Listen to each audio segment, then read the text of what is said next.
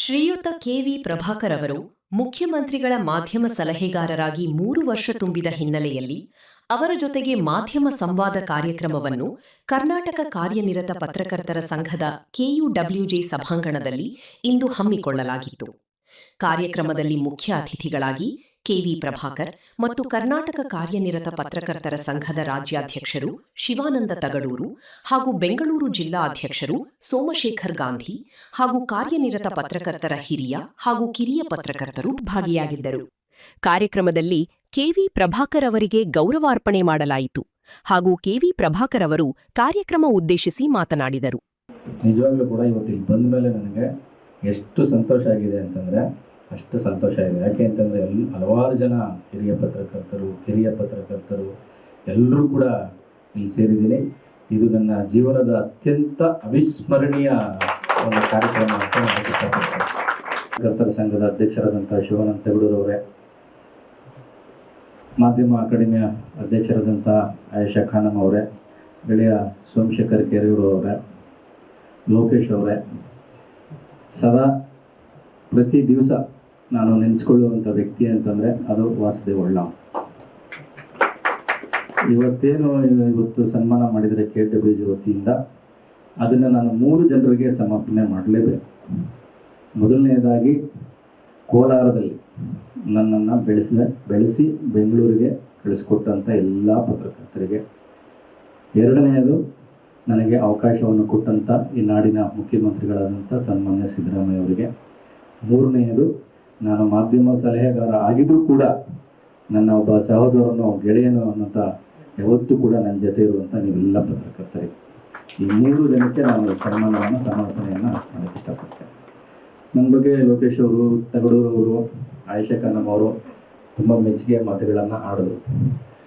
ಆದರೆ ಮಾಧ್ಯಮ ಸಲಹೆಗಾರ ಹುದ್ದೆ ಅನ್ನೋದು ಇದೆಯಲ್ಲ, ಅದು ನಿಜಕ್ಕೂ ಕೂಡ ಒಂಥರದ ಮುಳ್ಳಿನ ಹಾಸಿಗೆ. 2013ರಲ್ಲಿ ನಾನು ಕನ್ನಡಪ್ರಭದಲ್ಲಿ ಕೆಲಸ ಮಾಡಬೇಕಾದ್ರೆ ನಮ್ಮ ಮಾಜಿ ಮೇಯರ್ ರಾಮಚಂದ್ರಪ್ಪ ಅವರು ಫೋನ್ ಮಾಡಿದ್ರು, ಮುಖ್ಯಮಂತ್ರಿಗಳು ಕರೀತಾ ಇದ್ದಾರೆ ಬರಬೇಕಂತೆ ಅಂತ. ಸಾಯಂಕಾಲ 6 ಗಂಟೆ 7 ಗಂಟೆ ಅಂತಂದರೆ ಪೇಪರ್ ಆಫೀಸಲ್ಲಿ ಪೀಕ್ ಅವರ್. ನಾನು ಸ್ವಲ್ಪ ಬ್ಯುಸಿ ಇದ್ದೀನಿ, ನಾಳೆ ಬರ್ತೀನಿ ಅಂತ. ಇಲ್ಲ ಅರ್ಜೆಂಟ್ ಕರೀತಾ ಇದ್ದಾರೆ ಬರಬೇಕಂತೆ. ಆಮೇಲೆ ವಿಶ್ವೇಶ್ವರ ಭಟ್ರು ಇದ್ದರು, ಸರ್ ಏನೋ CM ಅವ್ರು ಕರೀತಾ ಇದ್ದಾರಂತೆ, ಹೋಗಿ ಬರ್ತೀನಿ ಅಂತ. ಹೌದಾ, ಏನಕ್ಕೆ? ಹೋಗಿ ಬನ್ನಿ ಲೇಟ್ ಮಾಡಬೇಡಿ. ಆಮೇಲೆ ಹೋದಾಗ ಮುಖ್ಯಮಂತ್ರಿಗಳು ಒಂದು 3-4 ಜನ ಸಚಿವರು MLAಗಳೆಲ್ಲ ಕೂತಿದ್ರು. ನೀನೇ ಅಲ್ವಾ ಪ್ರಭಾಕರ್ ಅಂತ? ಹೌದು ಸರ್, ನಾನೇ ಪ್ರಭಾಕರ್ ಅಂತ. ನಾಳೆಯಿಂದ ಬಂದು ಸ್ವಲ್ಪ ಮೀಡಿಯಾ ಎಲ್ಲ ನೋಡ್ಕೊಳ್ಬೇಕಲ್ಲಪ್ಪ ಅಂತಂದು. ನನಗೆ ಸ್ವಲ್ಪ ಕನ್ಫ್ಯೂಸ್ ಆಗಿದೆ, ಯಾಕೆ ಈ ಥರ ಹೇಳ್ತಾ ಇದ್ದಾರೆ, ಏನು ಮೀಡಿಯಾ ನೋಡ್ಕೊಳ್ಬೇಕು ಸರ್ ಅಂತ. ಇಲ್ಲ, ಸ್ವಲ್ಪ ಇಲ್ಲಿ ಬಂದು ಮೀಡಿಯಾ ಎಲ್ಲ ಸ್ವಲ್ಪ ಮ್ಯಾನೇಜ್ ಮಾಡಬೇಕು ಅಂತ. ಆಮೇಲೆ ನನಗೆ, ಸರ್ ನಾನು ಕನ್ನಡಪ್ರಭದಲ್ಲಿ ಕೆಲಸ ಮಾಡ್ತಾ ಇದ್ದೀನಿ ಸರ್. ಓನಪ್ಪ, ಅದನ್ನೇ ಗೊತ್ತು ನನಗೆ, ಅದು ಬಿಟ್ಬಿಟ್ಟು ಇಲ್ಲಿ ಬರಬೇಕು ಅಂತ. ನೆಕ್ಸ್ಟ್ ಕ್ವೆಶನ್, ನಾನು ಸಂಬಳ ಎಷ್ಟು ಕೊಡ್ತೀನಿ ಸರ್? ಯಾರು ಇವರು ಸಂಬಳ ಎಷ್ಟು ಅಂತ ಕೇಳ್ತಾರೆ ಅಂತ ಹೇಳಿದರೆ ಸೆಕ್ರೆಟರಿನ ಕರೆದ್ರು. ಯಾರು ಸೆಕ್ರೆಟರಿನ ಕರೆದು, ನೋಡ್ರಿ ಇಷ್ಟು ಸಂಬಳ ಕೇಳಿದ್ರೆ ನಾನು ಸಂಬಳ ಕೊಟ್ಬಿಡ್ರಿ, ಆಮೇಲೆ ನಾಳೆಯಿಂದ ನಾನು ಕೆಲಸ ಸ್ಟಾರ್ಟ್ ಮಾಡಬೇಕು ಅಂತ. ಇಲ್ಲ ಸರ್, ನನಗೊಂದು ವಾರ ಟೈಮ್ ಕೊಡಿ ಅಂತ. ಟೈಮ್ ಏನಕ್ಕಪ್ಪ ಅಂತಂದ್ರೆ, ಇಲ್ಲ ಸರ್ ಟೈಮ್ ಕೊಡಿ, ಯಾಕಂದರೆ ಇವತ್ತು ಸರ್ಕಾರ ಇದೆ, ನಾಳೆ ಸರ್ಕಾರ ಹೋದ್ಮೇಲೆ ನಾವು ಏನು ಮಾಡಬೇಕಲ್ಲ ಸರ್, ಅದೆಲ್ಲ ಯೋಚನೆ ಮಾಡಬೇಕಲ್ಲ ಅಂತ. ಈ ಒಳ್ಳೆ ಕಥೆ ಆಯ್ತಲ್ಲ ಈ. ಆಮೇಲೆ ಸೀದಾ ವಿಶ್ವೇಶ್ವರ ಭಟ್ರ ಹತ್ರ ಹೋದೆ, ಸರ್ ಹಿಂಗೆ ಕರೀತಾ ಇದ್ದಾರೆ, ಏನು ಮಾಡೋದು? ಇಲ್ಲ ಒಳ್ಳೆ ಅವಕಾಶ ಇದೆ, ಹೋಗು ಅಂತ. ಸರ್ ಸರ್ಕಾರ ಹೋದ್ಮೇಲೆ ಏನು ಸರ್ ಮಾಡೋದು ಅಂದರೆ, ನಿನ್ನೊಂದು ಸೀಟ್ ಇಲ್ಲೇ ಇಟ್ಟಿರ್ತೀನಿ ಹೋಗು. ಹಂಗೆ ಅವತ್ತು ಬಂದು ನಾನು ಮುಖ್ಯಮಂತ್ರಿಗಳ ಕಚೇರಿಗೆ ಬಂದು ಮುಖ್ಯಮಂತ್ರಿಗಳ ಮಾಧ್ಯಮ ಸಂಯೋಜಕನಾಗಿ ಸೇರಿಕೊಂಡೆ. ನಿಜಕ್ಕೂ ಕೂಡ ನಾನು ಮುಖ್ಯಮಂತ್ರಿಗಳಿಗೆ ಎಷ್ಟು ಧನ್ಯವಾದ ಹೇಳಿದ್ರು ಸಾಲದು. ಯಾಕೆ ಅಂತಂದರೆ ಎಲ್ಲರೂ ಎದುರಿಸೋರು ನನಗೆ, ಏನಪ್ಪ ನೀನು ಸಿದ್ದರಾಮಯ್ಯ ಸಾಹೇಬ್ರ ಹತ್ರ ಕೆಲಸ ಮಾಡಬೇಕು ಅಂತಂದರೆ ಭಾಳ ಕಷ್ಟ ಇದೆ, ನೀನು ಕೆಲಸ ಮಾಡ್ತೀಯ ಅಂತ. ಆದರೆ ಅವತ್ತಿಂದ 13 ವರ್ಷ ಆಯಿತು ನಾನು ಅವ್ರ ಜೊತೆ 2013ರಿಂದ ಇದುವರೆಗೂ 13 ವರ್ಷಗಳ ಕಾಲ ನಾನು ಅವರ ನೆರಳಿನಲ್ಲಿ ಕೆಲಸ ಮಾಡ್ತಾ ಇದ್ದೇನೆ. ಹೀಗಾಗಿ ಅವರಿಂದ ನಾನು ಕಲಿತಂಥ ಒಂದು ಪಾಠ ಏನಪ್ಪ ಅಂತಂದರೆ ತಾಳ್ಮೆ ಮತ್ತು ಸಮಾಧಾನ. ನನಗೆ ಆರಂಭದಲ್ಲಿ ಸ್ವಲ್ಪ ರೇಗಡ ಸ್ವಭಾವ ಆಯಿತು, ಯಾರೋ ಜಾಸ್ತಿ ಮಾತಾಡಿದ್ರೆ ಫೋನ್ ಮಾಡಿದ್ರೆ ಅದೆಲ್ಲ. ನಾನು 2013ರಿಂದ 2018ರವರೆಗೂ ಕಲಿಯೋದಕ್ಕೆ ಅವಕಾಶ ಆಯಿತು ನನಗೆ. ಆ ಜನ ಕೊಡುವಂಥ ಮನವಿ ಪತ್ರಗಳು, ಬೇಡಿಕೆಗಳು ಎಷ್ಟು ಹೇಳಿದ್ರು ಕೂಡ ಬೆಳಗ್ಗೆ ಅವ್ರು 10 ಗಂಟೆಗೆ ಆಚೆ ಬಂದರೆ ಸಂಜೆ 6 ಗಂಟೆ 8 ಗಂಟೆ 9 ಗಂಟೆವರೆಗೂ ಜನ ಹೇಳಿದ್ದನ್ನೇ ಕೇಳಿಸ್ಕೋಬೇಕು. ಹಾಗೂ ಕಾರ್ಯಕ್ರಮದಲ್ಲಿ ಪತ್ರಕರ್ತರು ಅವರ ವಿವಿಧ ಬೇಡಿಕೆಗಳು ಹಾಗೂ ಪತ್ರಕರ್ತರ ಸಮಸ್ಯೆಗಳನ್ನು ಕೆವಿ ಪ್ರಭಾಕರ್ ಅವರ ಬಳಿ ಚರ್ಚಿಸಲಾಯಿತು. ಮಾಡಿದರೆ ಬಹುಶಃ ಅದೇ ಒಂದು ದೊಡ್ಡ ಫಂಡ್ ಆಗಿ ರೂಪುಗೊಳ್ಳೋದಕ್ಕೆ ಸಾಧ್ಯ ಇದೆ. ಅದರ ಮೂಲಕ ಪತ್ರಕರ್ತರಿಗೆ ವೆಲ್ಫೇರ್ ಸ್ಕೀಮನ್ನು ತರಲಿಕ್ಕೆ ಸಾಧ್ಯ ಇದೆ. ದಯಮಾಡಿ ಮುಖ್ಯಮಂತ್ರಿಗಳ ಗಮನಕ್ಕೆ ಇದನ್ನು ತಂದು ಅದನ್ನು ಸಾಧ್ಯ ಆಗಿಸೋದಕ್ಕೆ ಪ್ರಭಾಕರ್ ಅವರು ಪ್ರಯತ್ನ ಮಾಡಬೇಕು. ಯಾಕೆಂದರೆ ಪತ್ರಿಕಾ ವಿತರಕರಿಗೆ ಇದೇ ಥರದ ಒಂದು ಸ್ಕೀಮನ್ನು ಅವರ ಯಾರು ಕೇಳೋರಿರಲಿಲ್ಲ. ಆಕ್ಸಿಡೆಂಟ್ ಆದಾಗ ಇಮ್ಮಿಡಿಯೇಟಾಗಿ ಅವರಿಗೆ 2 ಲಕ್ಷ ರೂಪಾಯಿ ಬರುವಂಥ ಒಂದು ಸ್ಕೀಮನ್ನು ಜಾರಿಗೊಳಿಸಿದ್ದು ಕೂಡ ಇದೇ ಪ್ರಭಾಕರ್ ಅವ್ರ ಚೇಂಬರಲ್ಲಿ ಕೂತು ಮಾತನಾಡಿ ಅವರಿಗೆ ಕಾರ್ಮಿಕ ಇಲಾಖೆ ಸಚಿವರಿಗೆ ಮನವರಿಕೆ ಮಾಡಿದ್ರೆ ಇಮಿಡಿಯೇಟ್ ಸ್ಕೀಮ್ ಅದು ಬಂತು. ಮುಖ್ಯಮಂತ್ರಿಗಳು ಒಪ್ಕೊಂಡ್ರು, ಜಾರಿ ಕೊಟ್ಟರು.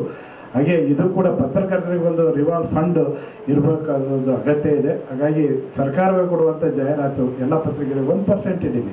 ಆ 1% ಹಣವನ್ನು ಅದು ಇದಕ್ಕೆ ಯಾರೋ ಕಾರ್ಮಿಕ ಇಲಾಖೆಯಲ್ಲಿ ಆ ಫಂಡನ್ನು ಇಟ್ಟರೆ ಸರ್ಕಾರನೂ ಬೇಕಾದ್ರೆ ಅದಕ್ಕೆ ಒಂದಷ್ಟು ಫಂಡನ್ನು ಮಾಡಲಿ. ಅದು ಒಂದು ದೊಡ್ಡ ಫಂಡಾಗಿ ಬೆಳೆಯುತ್ತೆ ಬಹುಶಃ. ಯಾಕೆಂದರೆ ಈಗ ಕಾರ್ಮಿಕರ ಇಲಾಖೆಯಲ್ಲಿ 2,000 ಕೋಟಿನ 3,000 ಕೋಟಿನೇ ಇದೆ ಈ ಅಸಂಘಟಿತ ಕಾರ್ಮಿಕರಿಗೆ. ಹಾಗೆ ನಮ್ಮದು ಫಂಡ್ ಅದು 100 ಬರೀ ಒಂದು 10 ಕೋಟಿಯಿಂದ ಶುರುವಾದರೂ ಕೂಡ ಭಾಳ ದೊಡ್ಡ ಫಂಡ್ ಆಗುತ್ತೆ. ಅದನ್ನು ಮಾಡಲಿ, ದಯಮಾಡಿ ಅದೊಂದು ಮಾಡಿಕೊಡ್ಲಿ ಅಂತೇಳಿ ಪ್ರಭಾಕರ್ ಅವರಿಗೆ ನಾನು ನಿಮ್ಮೆಲ್ಲರ ಚಪ್ಪಾಳೆ ಮೂಲಕವೇ ಒತ್ತಾಯ ಮಾಡ್ತೀನಿ. ಮತ್ತು ದಿನಪತ್ರಿಕೆ ಜನರಲ್ 3 ವರ್ಷ, ಇವ್ರಿಗೂ 1 ವರ್ಷ ಆಗ್ಬಿಟ್ರೆ ನಿಯತಕಾಲಿಕ ಅವ್ರಿಗೆ ಎಷ್ಟು ಶ್ರಮ ಆಗ್ತಾ ಇದೆ. ಈಗ ಈ ಜಾಹೀರಾತು ರೀತಿಗಳು ಎಲ್ಲ ಇದ್ದಾವೆ. ನಾವು ಒಂದು ಕೆಲಸ ಮಾಡೋಣ, ಫಸ್ಟು ಜಾಹೀರಾತು ರೀತಿ ಬಂದ್ಬಿಡಲಿ. ಅದಾದಮೇಲೆ ನಾವೆಲ್ಲ ಕುತ್ಕೊಂಡು ಮಾತಾಡೋಣ.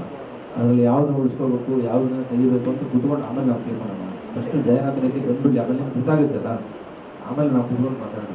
ಇನ್ನೊಂದು ಮನವಿ ಸರ್, ಯಾಕಂದರೆ ಬೆಂಗಳೂರು ನಗರ ಕಚೇರಿ ನಮ್ಮ ಬೆಂಗಳೂರು ಕಚೇರಿ ಬೇಕು. ಅದಕ್ಕಿಂತ ಹೆಚ್ಚು ಅಂದರೆ ಮೊದಲು BBMP ಆಗ್ತಿದ್ದಾಗ ಮೇಯರ್ಗಳು ಬಂದವರು ನಾವು ಫಂಡಿಂಗ್ಸಿದ್ದು ಹೆಲ್ತ್ ಫಂಡು ಸರ್ಕಾರಕ್ಕೆ ನಾವು ಯಾವ ವಿಧವಾದಂಥ ನಾವು ಬರ್ತಾಯಿಲ್ಲ ಮನೆ ತಗೊಂಡು 5 ಪಾಲಿಕೆ ಆಗ್ಬಿಟ್ಟಿದೆ. ನಾವು ಫಂಡ್ ಇಡ್ತಾ ಇಲ್ಲ, ಎಷ್ಟು ಮನವಿ ಮಾಡ್ತಿದ್ರು DK ಶಿವಕುಮಾರ್ ಉಡಾಪೆ ಉತ್ತರ ಕೊಡ್ತಾವ್ರೆ. ಬೆಂಗಳೂರು ನಗರಕ್ಕೆ ಏನಾಗ್ಬಿಟ್ಟಿದೆ ಅಂದರೆ ಎಲ್ಲ ಇಲ್ಲಿ ಬರ್ತೀರಾ, ವಿಧಾನಸೌಧ ಇದೆ, ಸೌಕಿ ಸೌಧ ಇದೆ, ಇಡೀ ರಾಜ್ಯದವ್ರು ಬರ್ತೀರಾ. ಆದರೆ ಬೆಂಗಳೂರು ಕಡೆಗಣಿಸ್ಬಿಟ್ಟಿದ್ದಾರೆ, ಎಲ್ಲ ಸರ್ಕಾರಗಳು ಕಡೆಗಣಿಸಿದ್ದಾರೆ. ಇವಾಗ ಮುಖ್ಯಮಂತ್ರಿಗಳು ಒಂದು ನಮ್ಮ ಮನವಿ ಏನು ಅಂದರೆ, ಇವಾಗ 5 ಏನು BBMP ಪಾಲಿಕೆ ಮಾಡಿದಾರೋ ಫಂಡ್ ಹೆಲ್ತ್ ಫಂಡು ನಮ್ಮ ಪತ್ರಕರ್ತರಿಗೆ ಅಂತ ನಾವು ಫಸ್ಟ್ ಇತ್ತು. ಅಲ್ಲಿ ಇವಾಗ ಅದು ಕ್ಯಾನ್ಸಲ್ ಆಗಿದೆ. ಯಾಕಂದ್ರೆ ಮೊದಲು ಇದ್ದಾಗ ಎಲ್ಲರ ಹತ್ರ ಒಂದು ಸರ್ಕಾರದಲ್ಲಿ ನಾವು ಒಬ್ಬ CM ಹತ್ರ ಬಂದು ಯಾವುದು ನಾವು ಯಾವತ್ತೂ ಕೇಳಿಲ್ಲ, ಇಲ್ಲೇ ನಾವು ಕೊಡಿಸ್ತಿದ್ದೋ, ನೇರ ಫಂಡ್ ಕೊಡಿಸ್ಬಿಡ್ತಿದ್ದೋ. ಅಲ್ಲಿ ಇವಾಗ ಈಗ ಇರ್ತಾರೆ ಇಲ್ಲ, ಫಂಡೇ ಇಟ್ಟಿಲ್ಲ, ಅವರು ಕಿವಿಗೆ ಹಾಕೊಳ್ಳಲ್ಲ. ಅವರು ಚೀಫ್ ಕಮಿಷನ್ ಲೆಟರ್ ಕೊಟ್ಟು DK ಶಿವಕುಮಾರ್ ಹೇಳೋದು 5 ಆಗಿರೋದು ಭಾಳ ಸಮಸ್ಯೆ ಆಗಿದೆ. ನಗರ ಸಂಘಕ್ಕೂ ಒಂದು ಕಚೇರಿ ಬೇಕು, ಇಂಪಾರ್ಟೆಂಟ್.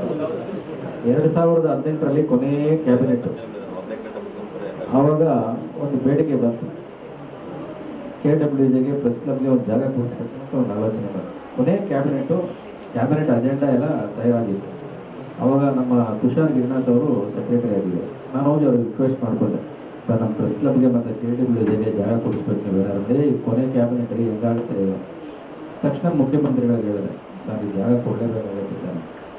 ತಕ್ಷಣ ಆ ಕ್ಯಾಬಿನೆಟಲ್ಲಿ ಅಪ್ರೂವ್ ಆಯಿತು. KWJಗೆ ಎಷ್ಟು, ಪ್ರೆಸ್ ಕ್ಲಬ್ಗೆ 1 ಎಕರೆ. ಇವಾಗ ಅದೇನೋ ಕೋರ್ಟ್ಗೆ ಹೋಯಿತು, ಅದೇನೇನೋ ಆಗಿ ಇದೆಲ್ಲ ಬಹುತೇಕ ಬಗೆಹರಿದಿರಬೇಕು. ಅರ್ಧ ಎಕರೆನಲ್ಲಿ ನಗರ ಸಂಘಕ್ಕೂ ಒಂದು ಜಾಗ ಕೊಡಿಸೋ, ಅಲ್ಲಿವರೆಗೂ ಟೆಂಪರರಿ ನೀವೆಲ್ಲರೂ